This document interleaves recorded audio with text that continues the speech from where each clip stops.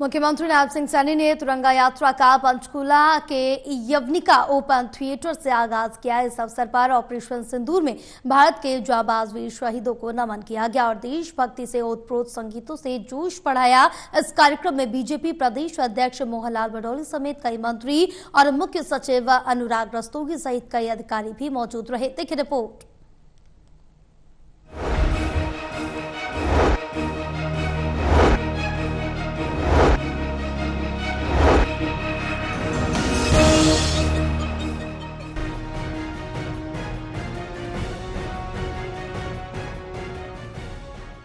भारतीय सेना के सम्मान में मुख्यमंत्री नायब सिंह सैनी ने तिरंगा यात्रा पंचकूला की यवनिका ओपन थिएटर से आगाज किया। इस अवसर पर ऑपरेशन सिंदूर में भारत के जाबाज वीर शहीदों को नमन किया गया और देशभक्ति से ओतप्रोत संगीतों से जोश बढ़ाया। मुख्यमंत्री ने कहा कि ऑपरेशन सिंदूर के जरिए पहलगाम हमले का बदला लिया है और पाकिस्तान को बेनकाब किया है। ऑपरेशन सिंदूर के जरिए आतंकवादियों के 9 ठिकाने तबाह किए गए। सरकार ने न सिर्फ बॉर्डर सील किए बल्कि सिंधु जल संधि भी निलंबित करते हुए पाकिस्तान पर चोट की है। उन्होंने कहा कि ऑपरेशन सिंदूर के जरिए पीएम मोदी ने विश्व को बता दिया कि हम आतंकवाद के खिलाफ हैं और इसे बर्दाश्त नहीं करेंगे। ये तिरंगा यात्रा भारतीय सेना को समर्पित है।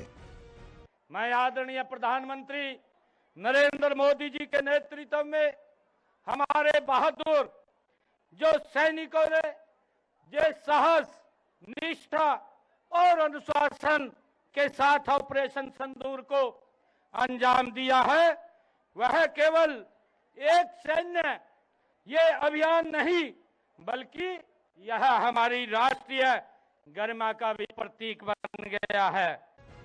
वहीं बीजेपी प्रदेश अध्यक्ष मोहनलाल बडोली समेत कई मंत्रियों ने कहा कि ऑपरेशन सिंदूर के जरिए आतंकवाद को खत्म करने का काम किया गया है। ये ऑपरेशन सिंदूर हमारे देश के लोकप्रिय प्रधानमंत्री नरेंद्र मोदी जी के नेतृत्व में जिस प्रकार से भारत की तीनों सेनाओं ने, बॉर्डर सिक्योरिटी फोर्स ने और हमारे सभी वैज्ञानिकों ने पूरी तकनीकी के आधार पर भी और पूरी कूटनीति के साथ आतंकवाद को ख़त्म करने के लिए जो पाकिस्तान की भूमि से जो आतंकवाद पनप रहा था उन सब के ठिकानों को ध्वस्त करने का काम किया। कम से कम 100 आतंकवादियों को मौत के घाट उतारने का काम किया।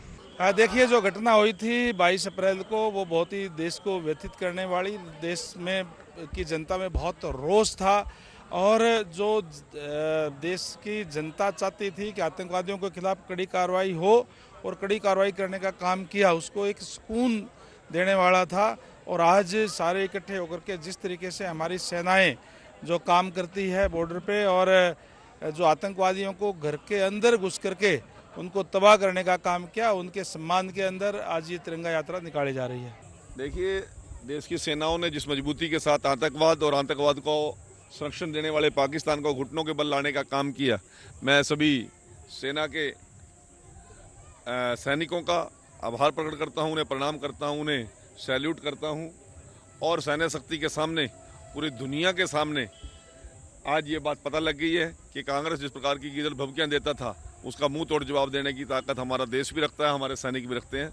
और ये तिरंगा यात्रा उन सैनिकों के सम्मान में, उनका हौसला बढ़ाने के लिए जिन्होंने इस विजय को प्राप्त किया है और उन सैनिकों ने जिन्होंने अपने प्राण न्यौछावर किए, उनके सम्मान के अंदर ये तिरंगा यात्राएं पूरे देश भर में निकालने की हमारी योजना है। देखिए, हिंदुस्तान के वीर सैनिकों ने जो देश में इतिहास रचा है, दुनिया में इतिहास रचा है, जो ऐसा इतिहास कि आज तक किसी भी देश की सेना नहीं रच पाई।